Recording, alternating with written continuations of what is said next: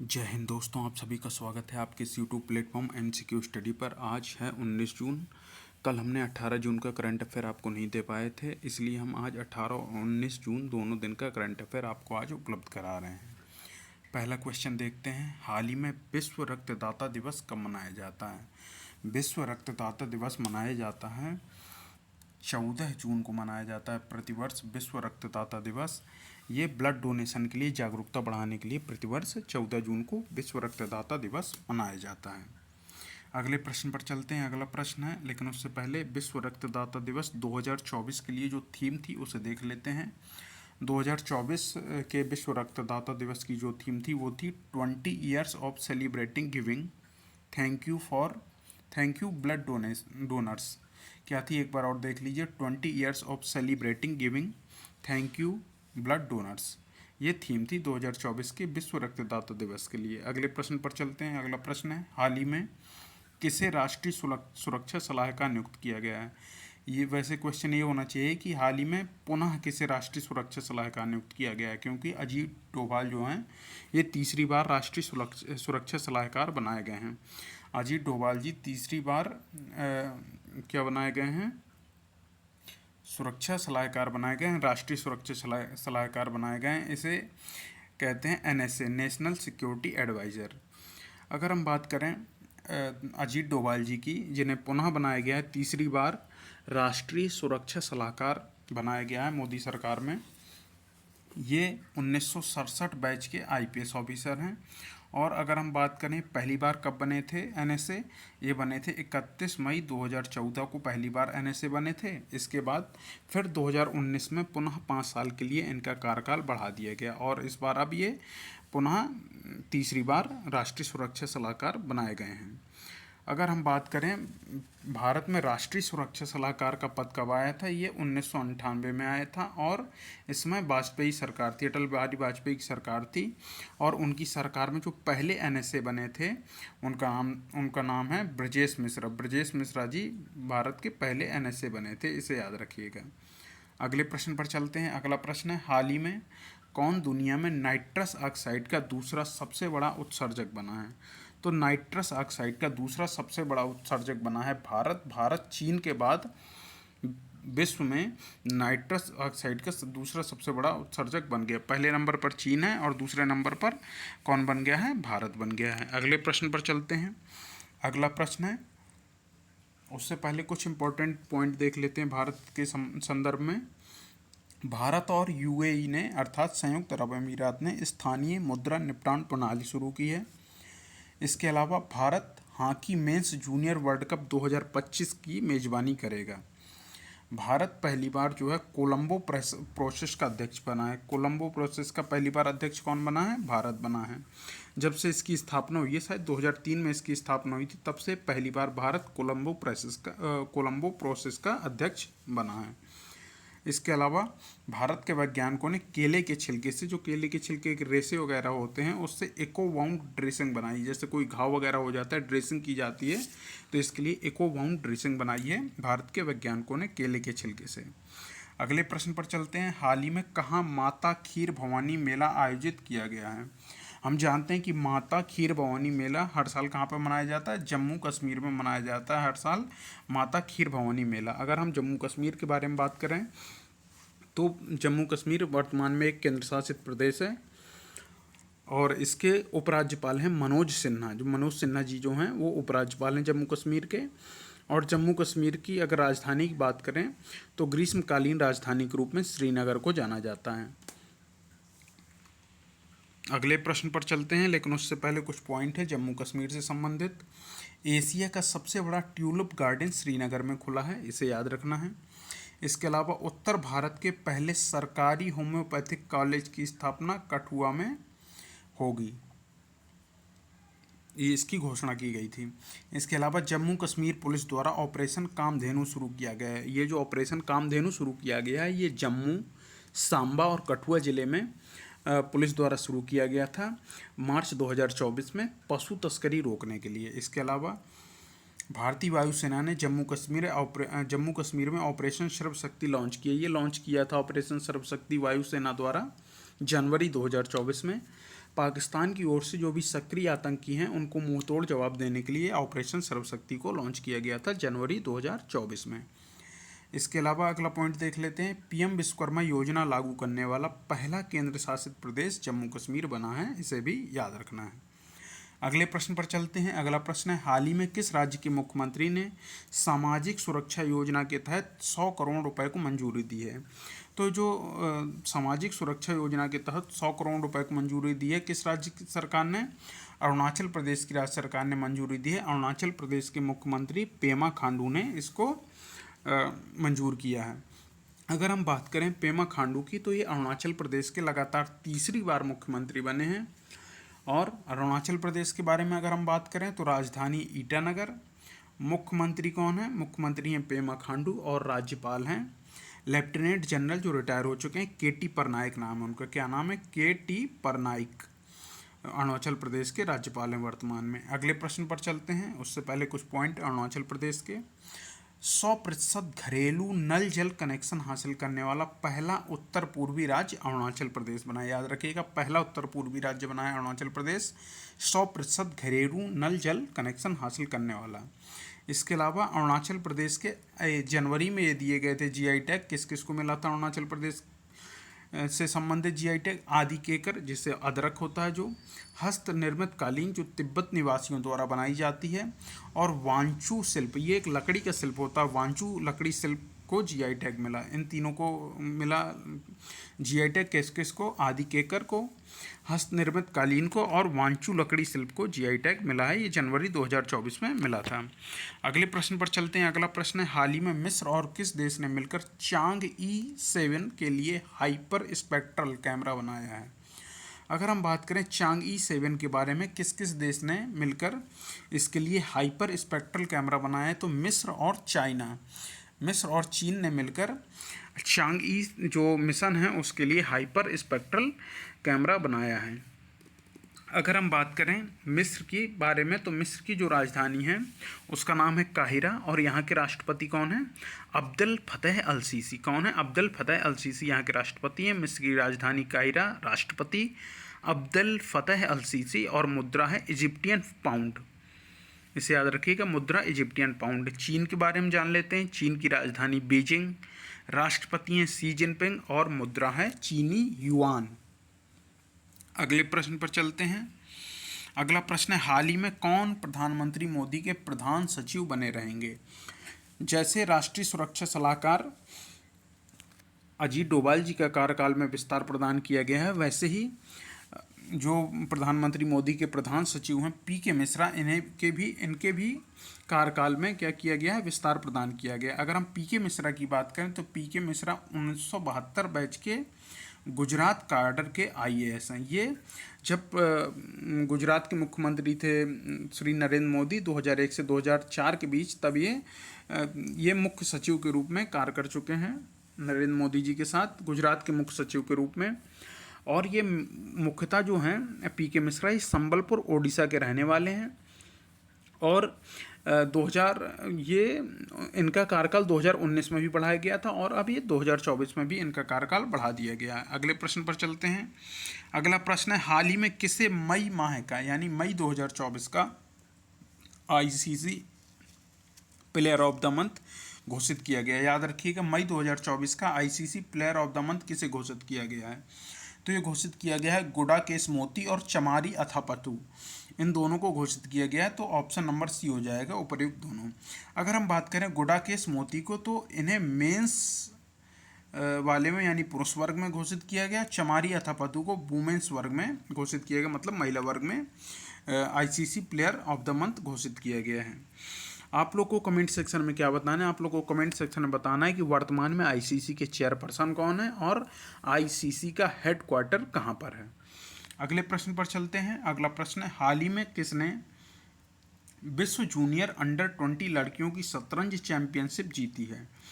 अगर हम बात करें विश्व जूनियर अंडर-20 लड़कियों की जो शतरंज चैंपियनशिप है, किसने जीती है? ये जीती है दिव्या देशमुख ने। 18 वर्षीय हैं दिव्या देशमुख, और ये कहाँ की हैं? नागपुर महाराष्ट्र की रहने वाली हैं। इन्होंने विश्व जूनियर अंडर-20 लड़कियों की शतरंज चैंपियनशिप जीत ली है।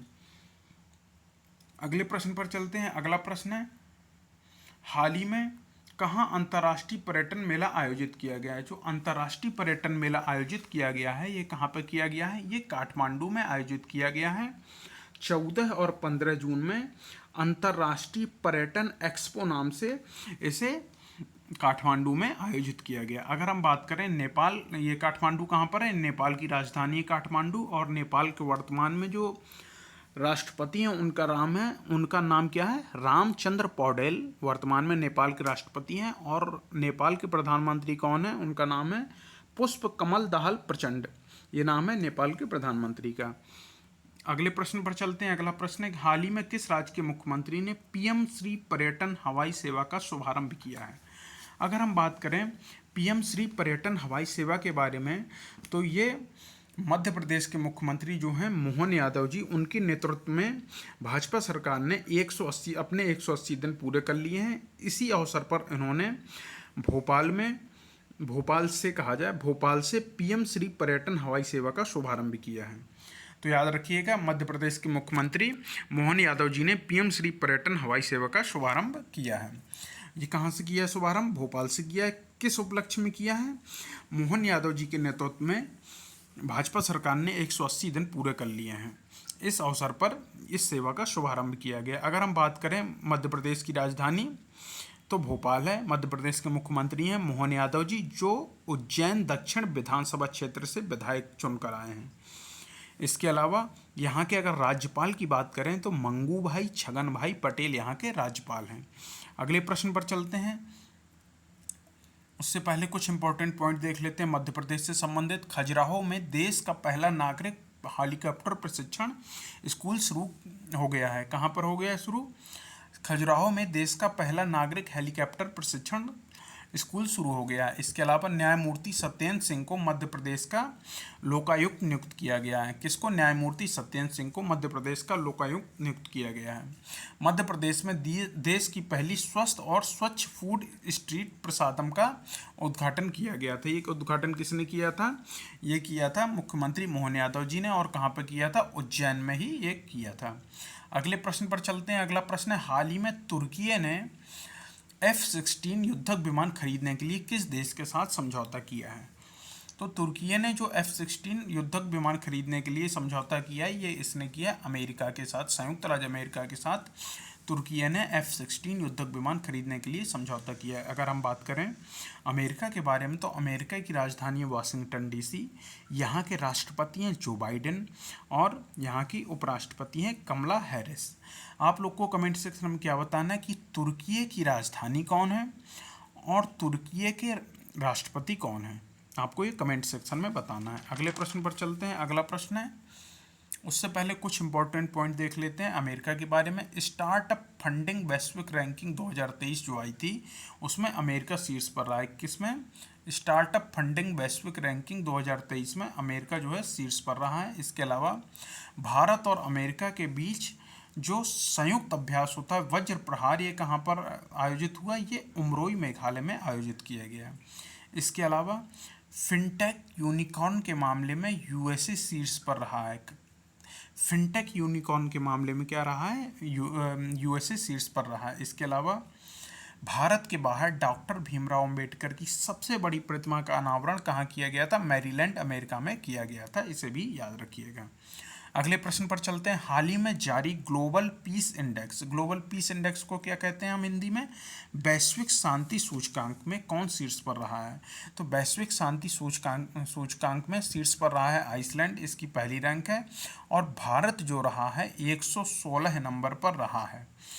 ये जो ग्लोबल पीस इंडेक्स यानी वैश्विक शांति सूचकांक institute for economics and peace, क्या है? Institute for economics and peace के द्वारा यानी आईईपी के द्वारा जारी किया जाता है। अगले प्रश्न पर चलते हैं। हाल ही में किसकी आत्मकथा आई हैव द स्ट्रीट्स एक कुट्टी क्रिकेट स्टोरी लॉन्च हुई है? तो ये जो आई हैव द स्ट्रीट्स एक कुट्टी क्रिकेट स्टोरी जो है, ये आर आश्विन की है आत्मकथा। ये हाल ही में लॉन्च की गई है। अगले प्रश्न पर चलते हैं। अगला प्रश्न है, हाल ही में विश्व बुजुर्ग दुर्व्यवहार जागरूकता दिवस कब मनाया गया है? अगर हम बात करें विश्व बुजुर्ग दुर्व्यवहार जागरूकता दिवस, ये जो मनाया जाता है ये मनाया जाता है प्रतिवर्ष 15 जून को।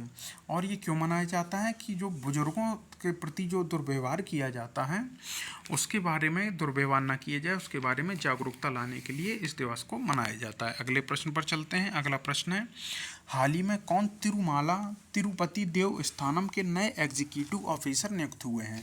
अगर हम बात करें तिरुमाला तिरुपति देवस्थानम, पहली बात तो ये कहाँ पर है? ये है आंध्र प्रदेश राज्य में।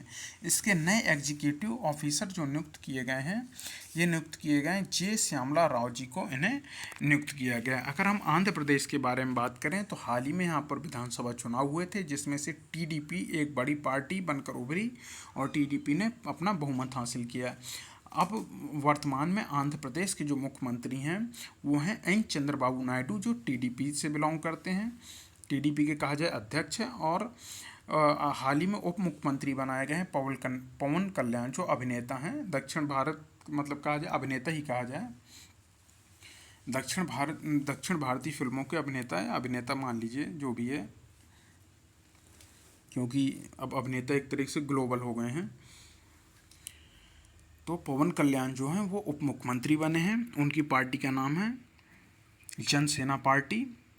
तो पवन कल्याण जो बने हैं डिप्टी सीएम बने हैं आंध्र प्रदेश के, चंद्रबाबू नायडू सीएम बने हैं आंध्र प्रदेश के, और जनसेना पार्टी पवन कल्याण की पार्टी का नाम है और चंद्रबाबू नायडू की पार्टी का नाम है टीडीपी।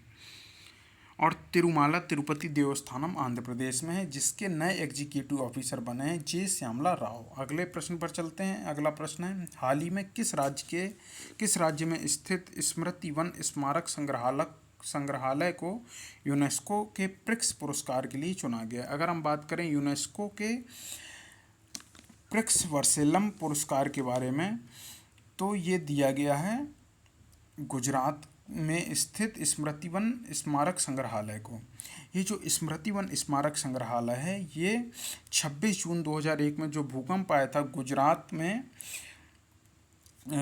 के भुज में, वहीं पे ये स्थापित किया गया है और इसे विश्व के 7 खूबसूरत संग्रहालयों में एक माना गया है। देखा जाए तो ये भारत में पहली बार है जब किसी भारतीय संग्रहालय को अपनी वास्तुकला और डिजाइन उत्कृष्टता के लिए इस प्रकार की वैश्विक मान्यता दी गई है। तो याद रखिएगा, ये जो स्मृति वन स्मारक संग्रहालय है, इसे यूनेस्को के प्रिक्स वर्सेलम पुरस्कार से सम्मानित किया गया है और ये गुजरात में स्थित है। किसकी याद में इस संग्रहालय को बनाया गया था? जो गुजरात के भुज में 26 जनवरी 2001 को भूकंप आया था, उसकी याद में इसे बनाया गया था। आप लोग को कमेंट सेक्शन में क्या बताना है कि यूनेस्को का फुल फॉर्म क्या है? यूनेस्को का इंग्लिश में हिंदी में जो भी है फुल फॉर्म अपना बताइएगा। फिलहाल यूनेस्को का जो हेडक्वार्टर है वो है पेरिस में। अगले प्रश्न पर चलते हैं। अगला प्रश्न है, हाल ही में